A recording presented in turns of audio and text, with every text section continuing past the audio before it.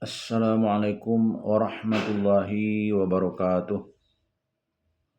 Innal hamdalillah nahmaduhu wa nasta'inuhu wa nastaghfiruh wa na'udzu billahi min shururi anfusina wa min sayyiati a'malina. May yahdihillahu fala mudhillalah wa may yudlil fala hadiyalah. Asyhadu an la ilaha illallah wa asyhadu anna Muhammadan abduhu wa rasuluhu la nabiyya ba'd. Allahumma shalli wa sallim ala hadzal nabiyil karim Muhammadin sallallahu alaihi wasallam la nabiyya ba'd.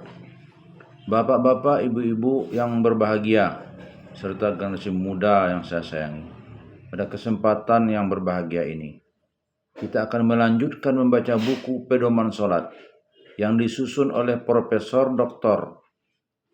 Tengku Muhammad Hasbi As-Siddiqi. Bismillahirrahmanirrahim.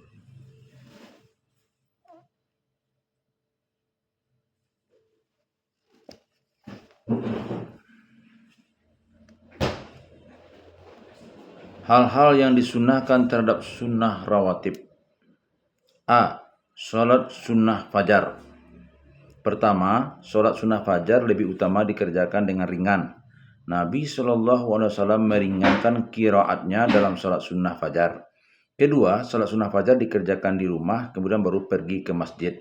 Ketiga, bacaan dalam salat sunnah fajar adalah surat Qul ya ayyuhal kafirun di rakaat pertama dan Qul huwallahu ahad di rakaat kedua, menurut riwayat Ahmad dan At-Tahawi dari Aisyah.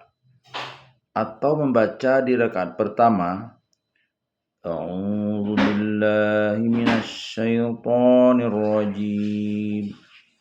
Bismillahirrahmanirrahim. Qulu amanna billahi wa ma unzila ilaina wa ma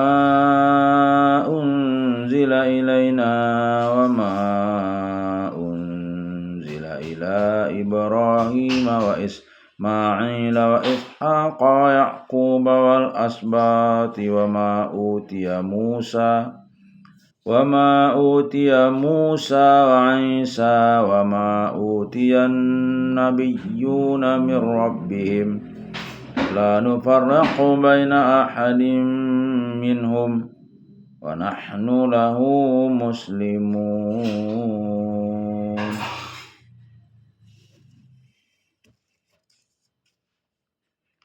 Katakanlah olehmu, kami telah beriman kepada Allah dan kepada apa yang diturunkan kepada kami dan kepada apa yang diturunkan kepada Ibrahim, Ismail, Ishaq, Yaqub dan anak keturunannya, dan kepada apa yang didatangkan kepada Musa, Isa dan apa yang didatangkan kepada nabi-nabi dari Tuhan mereka.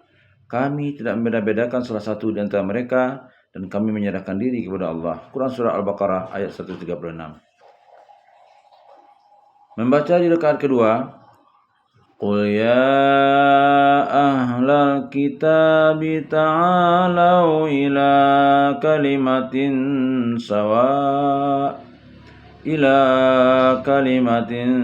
sawa'im bainana wa bainakum alla na'budu illallah wa la nusyrika bi syai'an wa la yattakhidha ba'duna ba'dan arbaban min dunillah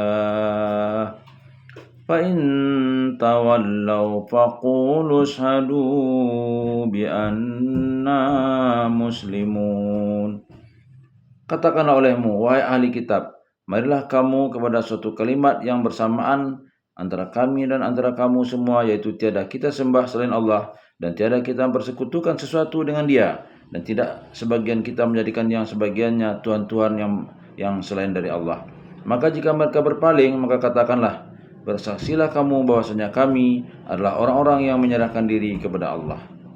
Quran surah Ali Imran ayat 64. Bacaan ini diriwayatkan oleh Muslim dari Abu Abbas atau membaca dalam rakaat kedua, falamma أحس عيسى منهم الكفر قال من أنصاري إلى الله قال الحواريون نحن أنصار الله آمنا بالله واشهد بأننا muslimun.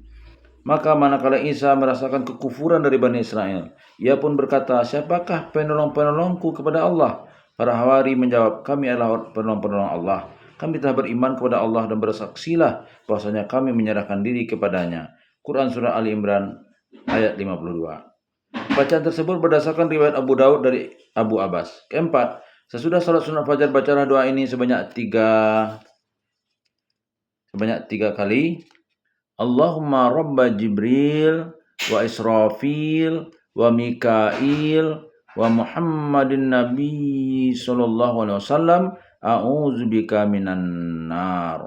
Wahai Tuhan Jibril, Israfil dan Mikail dan Muhammad, aku berlindung kepada engkau dari neraka. Hadis riwayat At-Tabrani dari Aisyah, Tuhfah dari Zakwan 118. Atau membaca doa ini juga 3 kali. Astaghfirullahal azim allazi la ilaha illa huwal hayyul qayyum wa atubu ilaih. Saya memohon ampun kepada Allah yang tidak ada Tuhan selain Dia, yang hidup lagi tetap mengurusi kepentingan para hambanya, dan aku bertobat kepadanya. Hadis riwayat Abu Daud, At-Tirmizi dan Tsauban, Sunan Abu Daud 113. Kelima, apabila sholat sunnah fajar dikerjakan di rumah, berbaringlah sejenak sudah sholat, kemudian baru pergi ke masjid. Keenam, sholat sunnah fajar yang terlupa diqadha. Salat sunnah fajar boleh diqadha sebelum terbit matahari dan sesudah terbitnya, baik dikarenakan uzur atau bukan, baik hanya salat sunnah saja maupun bersama salat subuh. B. Salat sunnah zuhur. Sunnah zuhur boleh dikerjakan 4, 6, dan 8 rakaat. Menurut hadis Bukhari dari Ibnu Umar, 2 rakaat sebelum zuhur dan 2 rakaat sesudahnya. Menurut hadis Muslim dari Abdullah bin Shaqiq, 6 rakaat, yakni 4 rakaat sebelum zuhur dan 2 rakaat sesudahnya. Menurut riwayat Tirmizi dan Ummu Habibah 8 rakaat, yakni 4 rakaat sebelum zuhur dan 4 rakaat sesudahnya. Karena Nabi SAW kadang-kadang mengajarkan 2 atau 4 rakaat.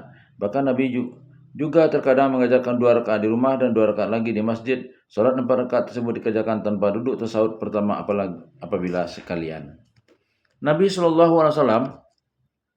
pernah mengqada salat sunnah zuhur qabliyah setelah salat zuhur, selesai zuhur, dan sunnah zuhur ba'diyah. Dan Nabi SAW pernah mengqada sunnah zuhur ba'diyah sesudah salat asar.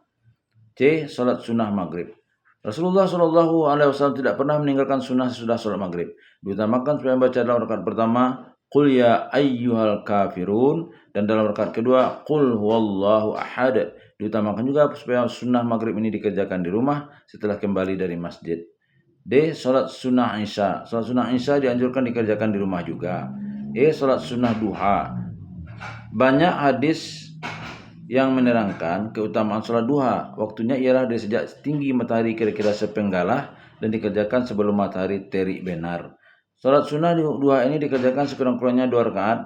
Nabi SAW pernah mengerjakan sebanyak-banyaknya 8 rakaat. Billahi taufiq wal hidayah. Wassalamualaikum warahmatullahi wabarakatuh.